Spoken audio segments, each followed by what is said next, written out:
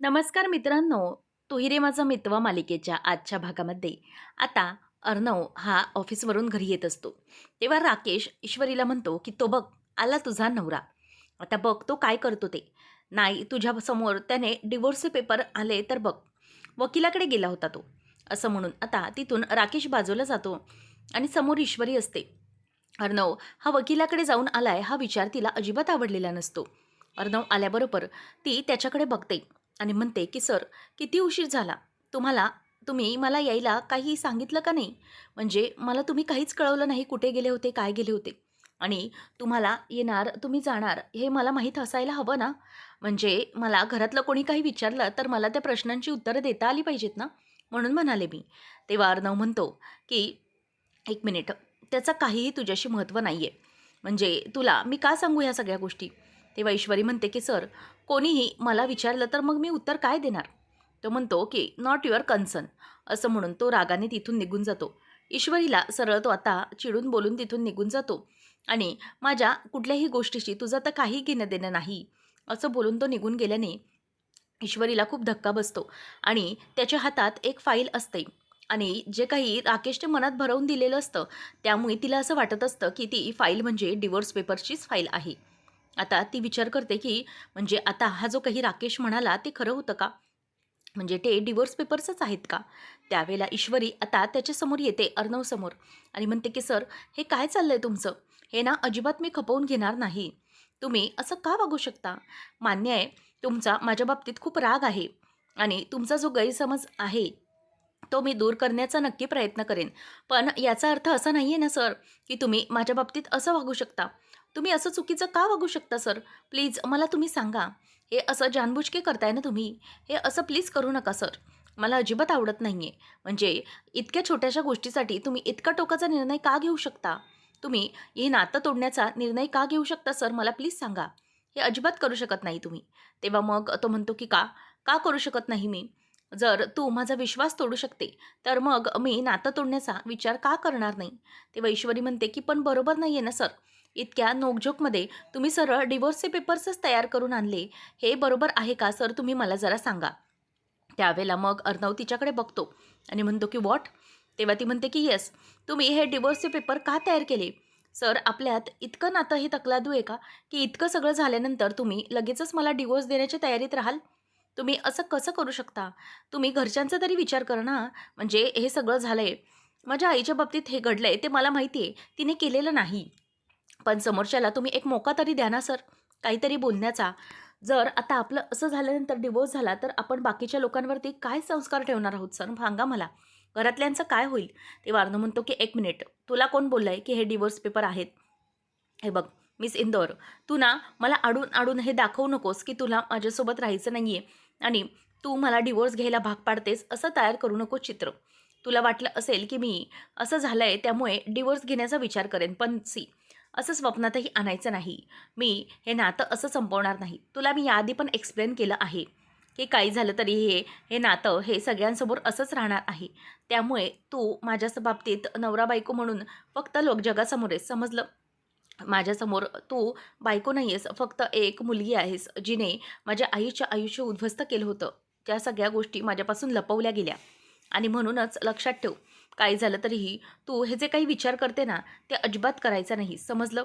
माझं नातं हे तसंच राहणार आहे आणि तुला ही शिक्षा असणार. हे लग्न म्हणजेच तुझी शिक्षा आणि हे लव्हलेस लग्न हेच तुझी शिक्षा, असं तो तिला बोलतो. त्यानंतर मग अर्णव तिथून तिचे हात असे पकडून तिथून निघून जातो. ईश्वरीच्या हातावर बिचारीच्या बांगडी तशीच लागली जाते आणि रक्त येत असतं. अर्णवचं वागणंही तिला पटतच नसतं. त्यानंतर मग आता ईश्वरी ही गाढ झोपलेली असते आणि झोपलेली असताना तिला कुडकुडायला होत असतं. कारण की अर्णवने एसी चालू ठेवलेली असते आणि तिच्याकडे ब्लँकेट वगैरेही नसतं. आता ती कुडकुडत असते. तेवढ्यातच अर्णवलाही अशी रात्री थंडी वाजल्यासारखी होते. म्हणूनच तो स्वतःचे ब्लँकेट अंगावर घ्यायला जातो. तेवढ्यातच त्याचं लक्ष ईश्वरीकडे जातं आणि ईश्वरी ही आता थंडीने कुडकुडत असते आणि ती कुडकुडत असताना अर्णव आता लांबूनच बघतो. त्याच्या लक्षात येतं की एसी ही चालू आहे स्विंगमध्ये, त्यामुळे ईश्वरीला थंडी वाजत असणार. तर तो आता एक काम करतो, एसीचं टेम्परेचर कमी करतो आणि त्यानंतर मग आता तो ईश्वरीकडे येतो आणि तिला बघतो की ही ब्लँकेट घेऊनही झोपलेली नाही. म्हणूनच तो आता कपाट उघडतो आणि कपाटात जे ब्लँकेट असतं ते ब्लँकेट आता तो काढत असतो आणि मनातच विचार करतो की हे या मिस इंदोरला ब्लँकेट घ्यायला दिलं पाहिजे. मग आता तिच्यावर तो ब्लँकेट फेकतो आणि एसीचं टेम्परेचर वाढवतो. आता ते ब्लँकेट फेकल्यानंतर ईश्वरीला दचकून जाग येते आणि ती जाग आल्यावर ती बघते तर अर्णवने ब्लँकेट फेकलेलं होतं. तो तिला काहीच बोलत नाही आणि तिथून ब्लँकेट अंगावर टाकून तिच्या तिथून निघून गेलेला असतो. आता ईश्वरी ही बघते की अर्णव सरांनी हे ब्लँकेट मला दिलंय, म्हणजे त्यांना खरंच माझी खूप काळजी आहे. ईश्वरी ही थंडीने हुडहुडत असताना अर्णवने तिच्याकडे ब्लँकेट दिल्यामुळे तिला कळतं की अर्णवचं तिच्यावर खूप प्रेम आहे. नंतर मग अर्णव आता तिथे जाऊन झोपी जातो. ईश्वरी विचार करते की सरांना इतकं तरी कळतं, माझी काळजी तर वाटते सरांना. किती काही झालं तरी ते माझी काळजी करण्याचं सोडत नाही. आणि हे इतक्या थंडीत म्हणजे त्यांना AC लागूनही त्यांनी माझ्यासाठी कमी करून ब्लँकेट दिले. खरंच म्हणजे सर काय करू मी? मला कळत नाही. हा गैरसमज मी कसा दूर करायचा आहे तुमचा? कारण मला माहिती आहे की तुम्ही माझ्यावर खूप प्रेम करता. आपलं सगळं काही व्यवस्थित सुरू होतं. परंतु अचानक या गोष्टीमुळे खूप मोठा प्रॉब्लेम झाला आहे. आणि काही झालं तरीही तो प्रॉब्लेम मी सॉल्व्ह केल्याशिवाय शांत बसणार नाही, असं ईश्वरी आता स्वतःशीच बोलत असते. त्यानंतर मग आता अर्णव हा झोपलेला असतो. त्याचा खरं तर डोळाच लागत नसतो. त्याला या सगळ्या गोष्टींची सारखी सारखी आठवण येत असते. नंतर मग आता ईश्वरी विचार करते की काही झालं तरीही अर्णव सरांचा हा राग मला घालवलाच पाहिजे. त्यानंतर मग आता इथे अर्णव हा नाश्त्यासाठी येतो टेबलवर आणि अनिताताई माझा ब्रेकफास्ट लावा असं जोरात ओरडतो. त्यावेळेला मग त्याचं लक्ष तिथे टेबलवर असलेल्या त्या ताटाकडे जातं आणि म्हणतो की सो मच ऑइली. माझ्या नाश्त्यामध्ये हे इतकं ऑइली सकाळी सकाळी पुरी. तेव्हा मग ईश्वरी ही त्याचा ब्रेकफास्ट घेऊन येते.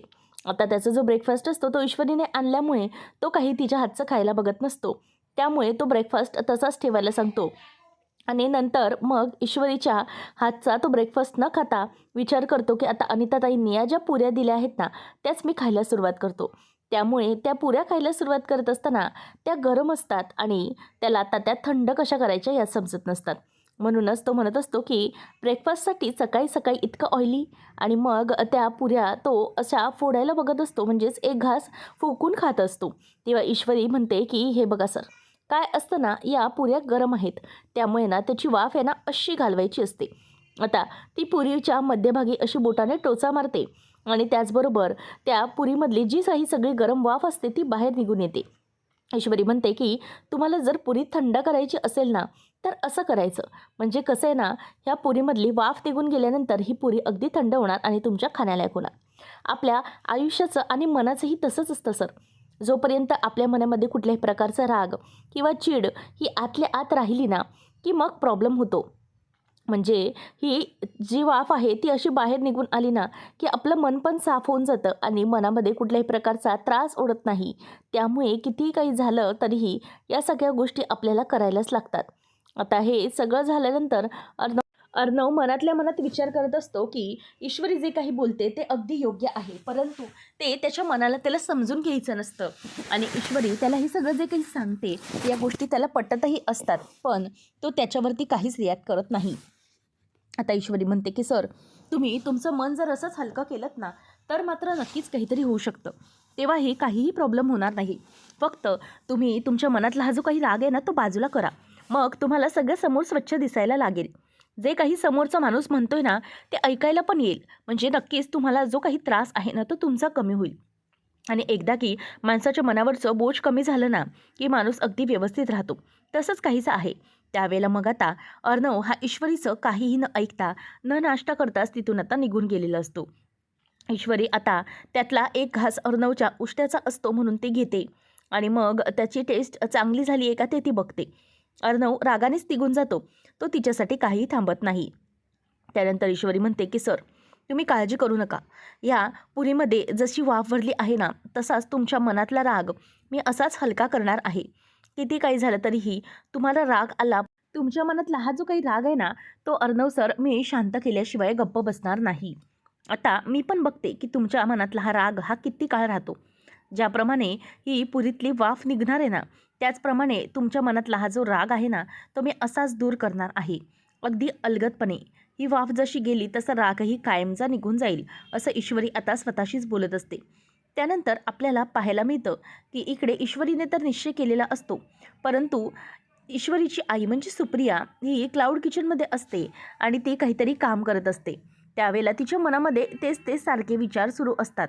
कारण की काही झालं तरीही कसा तो पुरावा मिळवायचा या बाबतीत तिचा विचार सुरू असतो. त्याचप्रमाणे अर्णव तिला म्हणालेला असतो की हे जे काही तुम्ही केलं आहे ना, म्हणजे या फोटोमध्ये तुम्ही ज्या माणसाबरोबर आहात ना मिठीत, तो माणूस म्हणजे माझा बाप आहे, बाप. आता हीच वाक्य त्याला तिला आठवतात आणि त्यामुळे ती डिस्टर्ब झालेली असते. आता या सगळ्यामागचं सत्य कसं शोधायचं याचा विचार तिच्या डोक्यामध्ये सुरू असतो आणि अर्णव खूप चिडलेला असतो. तुम्ही आणि तुमच्या मुलीने माझ्या आयुष्य उद्ध्वस्त केलं हे सगळं तिला आठवत असतं. तेवढ्यातच ईश्वरी येते आणि आई असे रडतच हाक मारत येते. तेव्हा मग आता गॅस कमी करून बाजूला ती येते आणि म्हणते की इशू, अगं काय झालं? कसला विचार करतेस तू? इतकी का रडतेस? आणि तेव्हा ईश्वरी म्हणते की आई, अगं ना काय करावं मला काहीच कळत नाही आहे. अर्णव सरांना मी खूप खूप समजवण्याची कोशिश केली, पण ते माझं ऐकूनच घेत नाही आहेत. काय करावं काहीच कळत नाही आहे मला. मला खरंच खूप टेन्शन आलं आहे. तेव्हा मग आता सुप्रिया म्हणते की हे बघ इशू, प्लीज तू शांत हो. मला कळतं आहे तुला काय वाटतंय ते. पण प्लीज असं रडू नको आणि स्वतःला त्रास करून घेऊ नको. आई म्हणते की इशू, मला जे काही चाललंय ना ते सगळं समजतंय अगं. अर्णवशी तू बोल ना एकदा. तेव्हा मग ईश्वरी म्हणते की अगं आई, मी सगळं करते. मी त्यांच्याशी सगळं समजून घेण्याचा प्रयत्न करते. पण ते माझं ऐकतच नाही. काय करू ना काहीच कळत नाही आहे. म्हणजे या सगळ्या गोष्टीत ना मला खूप त्रास होतोय. अर्णव सरांना मी किती समजवलं तरीही ते माझं ऐकून घ्यायला म्हणून तयार नाही आहेत. काय करू ना मला खरंच कळत नाही आहे. तेव्हा आता सुप्रिया म्हणते की खरंच त्याचं चिडणं पण साहजिकच आहे गं इशू. पण काय करणार? आपल्याकडे कोणत्याही प्रकारचा पुरावा नाही आहे. ईश्वरी म्हणते की सरांचं तेच झालं की अगोदर पुरावा दाखव आणि मग मी तुझ्यावर विश्वास ठेवतो असंच म्हणतायत ते. मी काय करू मलाच खरं कळत नाही आहे. तेव्हा मग सुप्रिया म्हणते की हे बघ इशू बाळा, तुझी जी काही काळजी आहे ना ती मला सगळी कळते. जे काही झालं असेल ते समजतं. परंतु प्लीज इशू, अशी हार मानू नकोस तू. किती काही झालं ना तरीही अर्णव या बाबतीत कधीही काही चुकणार नाही. तेव्हा मग ईश्वरी म्हणते की हो आई, मला माहिती आहे. पण मी काय करू आता? मला खरंच कळत नाही आहे की यांचा राग कसा शांत करू मी? खूप चिडलेत ते माझ्यावर आणि मला बायको मानायलाही तयार नाही आहेत. प्रत्येक गोष्टीत त्यांना असंच वाटत राहतं की मीच काहीतरी चूक केली आहे आणि मीच त्यांच्या बाबतीत चुकीचे वागते. असंच त्यांना काहीतरी वाटत राहतं आणि याचाच त्रास मला जास्त होतो आई. तेव्हा मग लगेचच ती म्हणायला लागते की तिला धीर देत असते आणि म्हणते की हे बघ इशू, मला कळतंय की तुला सध्या काय वाटत असेल, पण प्लीज अशी हार मानू नकोस. किती काही झालं तरीही या संकटाला आपल्याला सामोरं जायचंच आहे. ईश्वरी म्हणते की आई, मला सगळं कळतं गं, पण अर्णव सर ना माझं काही ऐकून घ्यायला तयार नाही. मला आता काहीच समजत नाही मी काय करू? मला सगळं अगदी हरल्यासारखं वाटतं. त्यांना मी बायको म्हणून पण नको आहे, कुठेच नको आहे. तेव्हा मग आता सुप्रिया म्हणते की एक काम कर, तू इथे बस, ये बघू, शांतपणे बस, मग आपण बोलूया. तू शांत बस. तेव्हा मग ती सुप्रिया तिला बसवायला जात असते आणि त्याच वेळेला म्हणते की काय काय झालं? त्यावेळेला मग आता ईश्वरी म्हणते की आई, अगं अर्णव सरांचं हेच म्हणणं आहे की तू आणि मी त्यांना फसवलं आहे आणि त्यामुळे ते माझ्याशी बोलायलाही तयार नाहीत.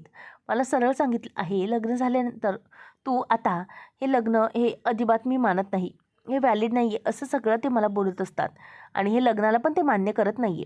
तेव्हा मग ईश्वरीला सुप्रिया म्हणते की हे बघ, तू मला एक गोष्ट सांग की कितीही काही झालं तरीही अर्णवची साथ तू सोडणार नाही आहेस ना? तेव्हा मग ती म्हणते की नाही आई, अर्णव सरांची साथ मी कधीही सोडणार नाही आहे. तेव्हा मग सुप्रिया म्हणते की झालं तर मग एक गोष्ट लक्षात घे ईश्वरी, आपल्याकडून चूक झाली आहे, पण ती आपण मनापासून किंवा चुकून अशी केली असंही नाही. ती चुकून घडून गेलेली चूक आहे. त्यामुळे आपण त्याबद्दल काहीही न बोललेलंच बरं. आणि जर किती काही झालं ना तरीही आपल्याला माहिती आहे की आपला माणूस हा कसा आहे. त्यामुळे तू एक काम करायचं, तू अर्णवचं मन जिंकून घेण्याचा प्रयत्न कर. किती काही झालं, तो कितीही चिडला तरी तू शांत राहा. काय आहे ना की नात्यामध्ये असंच असतं, नवरा बायकोंमध्ये जरी एकाने जरी राग धरला तरी दुसऱ्याने शांत बसायचं. त्याशिवाय काही संसाराची गाडी पुढे जाणार नाही. आणि इशू, एक गोष्ट नक्की, ते म्हणजे की तू तशी आहेस, तू समोरच्याला समजून घेऊ शकते आणि त्याला अगदी मनाप्रमाणे वागवू शकतेस. म्हणजे त्याच्या मनात तू घर निर्माण करू शकते. आता अर्णवच्या बाबतीतही तुला तसंच करावं लागेल. इतके दिवस तुला कुठल्याही प्रकारची कसोटी देता येत नव्हती, परंतु आता आता मात्र तुला ही सगळी कसोटी देता येणार आहे. किती काही झालं तरीही ते छानपैकी सगळ्यांसमोर येणार आहे. आणि मी तुला खरंच सांगते, तुझा जो काही संसार आहे ना, तो मी या माझ्या एका चुकीमुळे मोडणार नाही आहे. माझी चूक झाली आहे, नकळत का होईना. तेव्हा मग लगेच ईश्वरी म्हणते, की "नाही गं, अजिबात नाही आई. अगं तुझ्यामुळे काहीही झालेलं नाही आहे.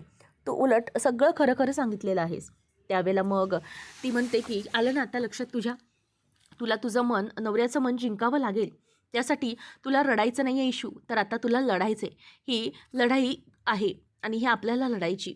मी पुरावा तर आणेनच, हे नक्की. माझ्या लेकीचा संसार मी मोडू देणार नाही. पण आता लढ, रडू नकोस." तेव्हा मग आता लगेचच ईश्वरी म्हणते, की "हो आई, मला तुझ्याशी बोलून जरा उमेद मिळाली आहे आणि मी आता अर्णव सरांना दाखवून देणार आहे, की हम भी इंदौर से है." असं म्हणून ती आता आईला मिठी मारते आणि तिला खूप बरं वाटलेलं असतं. आता अर्णव घरी आलेला असतो आणि तो सगळं काही बसलेला जागी सगळं त्याला आठवत असतं. म्हणजे त्याला एक इमिजिएट मीटिंग अटेंड करायची असते आणि त्यामुळे तो त्या व्यक्तीबरोबर बोलत असतो. आता ईश्वरी आजूबाजूला बघते तर तिथे मात्र अर्णव नसतो. मग तिच्या लक्षात येतं की अर्णव हा त्याच्या रूममध्ये असणार आहे. मग नंतर ईश्वरी ठरवते की आता काय झालं तरी असं अर्णव सरांशी बोलते ना, असं त्यांना प्रेमात पाडते ना, की पुन्हा ते माझ्याबरोबर आता भांडणारच नाही आहे. आणि अर्णवचं वाक्य तिला आठवतं, की "तू आयुष्यभर बिनलग्नामध्येच म्हणजेच लव्हलेस लग्नातच राहा." ती म्हणते, की "अर्णव सर, तुम्ही किती प्रयत्न केला ना तरी तुम्ही मला सोडू शकणार नाही. माझं हे लग्न लव्हलेस नाही आहे, तर हे प्रेमाने भरलेलं आहे आणि हे नातं मी असं तोडू देणार नाही आहे. आपल्या कारण प्रेम की या कसं नात्यात असणार प्रेम आहे. आहे आणि त्यानंतर किती काही मग झालं आता तरी तुम्ही ते सगळं स्वतःच्या होत हाताने असताना माझ्या गळ्यात वल्लरी म्हणते, मंगळसूत्र बांधलंय आणि हे मंगळसूत्र आयुष्यभर मी माझ्या साथ देणार आहे. आणि किती काही झालं तरीही हे मंगळसूत्र माझ्यापासून मी कधीही वेगळं होऊ देणार नाही. तुमचं प्रेम आणि मी कायम तुम्हाला जिंकूनच घेत राहणार आहे. आणि आता काही झालं तरीही मागे हटायचं नाही असं मी ठरवलंय. तुम्हाला तुमच्या प्रेमाने जिंकून घ्यायचे. तुम्हाला किती चिडता येतंय तेवढं चिडा माझ्यावर. पण मी मात्र आता मागे हटणार नाही. तुमच्यावरच्या प्रेमापोटी मी आता काही करायला तयार नाही. किती काही झालं तरीही आता मी लढणार आहे, रडणार नाहीये. आईने सांगितलंय तसं. तुम्हाला किती जोर लावता येतोय तेवढा लावा, परंतु मी पण इंदोरवरून आहे हे तुम्हाला आता मी दाखवून देणारच आहे. असं ईश्वरी ही मनातल्या मनातच आता विचार करत असते. त्यानंतर आपल्याला पाहायला मिळतं की ईश्वरी ही टेबलजवळ येते आणि अर्णवला म्हणते की "काय करताय?" तेव्हा मग तो म्हणतो की "काय? दिसत नाही आहे तुला? काम करतोय मी." नंतर मग ती म्हणते की "चला." तेव्हा तो विचारतो की "काय? कुठे?" मग ती म्हणते की "चला, बाहेर व्हा, बघा." मग तो म्हणतो की "कशासाठी?" ईश्वरी म्हणते की "जेवणाची वेळ झाली आहे, त्यामुळे जेवायला चला, तुमचं काम राहू दे." तेव्हा मग ईश्वरी ते लॅपटॉप बंद करायला जाते. तेव्हा तो तिच्यावर चिडतो आणि म्हणतो की "हाऊ डेअर यू? हे करण्याची हिंमत कशी झाली तुझी? काम सुरू आहे ना माझं इथे." तेव्हा मग ती म्हणते की "काम असू द्या, मी तुम्हाला कुठे म्हणाली काम करू नका, पण पहिले जेवून घ्या आणि त्यानंतरच मग हे सगळं करायचं, समजलं?" तेव्हा मग अर्णव म्हणतो की "हे ना सगळी नाटकं ना तू माझ्यासमोर प्लीज दाखवू नको. त्यामुळे काही झालं ना तरीही तुला मी हे सगळं करू देणार नाही आहे. लक्षात घे." असं तो तिच्यावर ओरडत असतो. तेव्हा ती म्हणते की "का? का ओरडायचं नाही आहे मी? मी तुमची बायको आहे, बरोबर ना? धर्मपत्नी आहे. किती काही झालं तरीही तुम्ही माझे पती आहात आणि तुम्ही माझं ऐकणार नाही आहे. काय झालं?" तेव्हा मग आता तो गप्प बसलेला असतो. ईश्वरी म्हणते की "बोला, काय झालं बोला, आता काय बोलणार आहात?" तेव्हा आता ईश्वरीला तो काहीही बोलत नाही. तो म्हणतो की "खरंच मला वाटतंय की हे सगळं जे काही करते नाही मी सिद्धोर मुद्दाम करते." म्हणूनच तो दुसरीकडे जाऊन बसतो आणि पुन्हा कामाला सुरुवात करतो. ईश्वरी म्हणते की "सर, तुम्हाला सांगितलेलं कळत नाही का?" तेव्हा तो म्हणतो "माझ्यावर अधिकार गाजवायचा नाही." मी म्हणते गाजवणार, कारण मी बायको आहे तुमची, वाईफ, पत्नी, धर्मपत्नी आणि त्या हक्काने मी तुम्हाला सांगते की चला. तेव्हा अर्णव म्हणतो की "मी येणार नाही." ईश्वरी म्हणते "ठीक आहे, जर तुम्ही येणार नसाल ना तर मग माझा पण हट्ट बघा. तुम्ही जोपर्यंत खाणार नाही ना तोपर्यंत मी पाण्याचा एक थेंब किंवा अन्नाचा एक कण देखील घेणार नाही. बघा तुम्ही, तुम्हाला माझा हट्ट आता बघायचाच आहे ना, मग बघाल." तेव्हा आता ईश्वरीला तो म्हणतो की "प्रयत्न चांगला होता, परंतु ना मी या सगळ्याला फसणार नाही. समजलं? आणि तुम्हाला पण आता लक्षात येईल की तुमची बायको हे तुमच्यासाठी काय करू शकते ते. मी पण ईश्वरी राजे शिर्के आहे. कितीही काही झालं ना तरीही अर्णव सरांच्या बाबतीत मी आता चुकणार नाही. आता मी मागे हटणार नाही. अर्णव सरांना जर जिंकायचं आहे ना तर असंच प्रेमाने जिंकावं लागेल. आता तुम्हाला मी दाखवूनच देईल की मी पण ईश्वरी अर्णव राजे शिर्के आहे." असं म्हटल्यावर आता ईश्वरीला वेगळीच उमेद आलेली असते. तर आता पुढच्या भागामध्ये आपण पाहणार आहोत, सगळेजण नाश्त्यासाठी बसलेले असतात आणि ईश्वरी ही आजीजवळ येते आणि आजीला म्हणते की आजी तुम्ही काळजी करू नका. मी माझ्या शेवटच्या श्वासापर्यंत या आपल्या घराच्या सुखाचाच विचार करणार आहे आयुष्यभर. असं म्हटल्यावर आता आजी पण खूप खुश होते आणि ईश्वरीचा तिला फार अभिमान वाटू लागतो. अर्णवने हे सगळं ऐकलेलं असतं आणि तो येऊन बाजूला टेबलवर नाश्ता करण्यासाठी बसतो आणि म्हणतो की काही काही लोकांची ना सवयच असते, म्हणजे उगीचच खोटं खोटं वागायची असते आणि त्यांना ही नाटकी करून दाखवायची असतात. नुसती ॲक्टिंग जमत असते काही लोकांना. असं बोलून आता तो बिचाऱ्या ईश्वरीला असं सगळ्यांसमोरच टोमणा मारतो. त्यामुळे तिला जरा विचित्र वाटतं आणि सगळेजण अर्णवकडे बघत बसतात की हा अर्णव असा का बोलतोय. पण ईश्वरी मात्र आपली मनातनं हरत नाही. काही झालं तरी ती जिंकायचं ठरवतच असते. अर्णव मात्र रागाने बघतो, पण ती मात्र त्याच्याकडे प्रेमानेच बघत असते. तर यानंतर सगळ्यांचा नाश्ता आवरल्यावर राकेश म्हणत असतो की काळजी करू नकोस. जरीही अर्णवने तुला बाजूला केलं ना, तरीही मी काही तुला करणार नाही. अर्णव गेला ना की मी आहे ना कायम तुझ्यासाठी. कशाला काळजी करते? मी आयुष्यभर सांभाळीन तुला.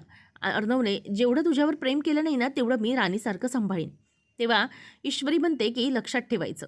इथून पुढे पुन्हा कधी असं बोलायचं नाही. अर्णव सर हे माझे आहेत आणि मी ईश्वरी अर्णव राजे शिर्के आहे. लक्षात आलं? जरीही अर्णव सरांनी माझ्यासोबत रोज भांडण केलं ना, तरीही मी त्यांच्यासोबत आयुष्यभर सुखाने नांदू शकते. समजलं? तेव्हा तो म्हणतो की कधीही तो तुला सोडू शकतो, लक्षात घे. ईश्वरी रागाने आता त्याच्या चेहऱ्यावर पाणी सांडते, पाणी ओतते आणि म्हणते की हे बघा, आता मिळालं तुला तुझ्या प्रश्नाचं उत्तर.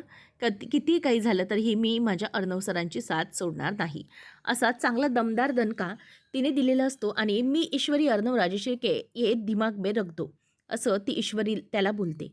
अशाच अपडेटसाठी चॅनलला नक्की सबस्क्राईब करा. धन्यवाद.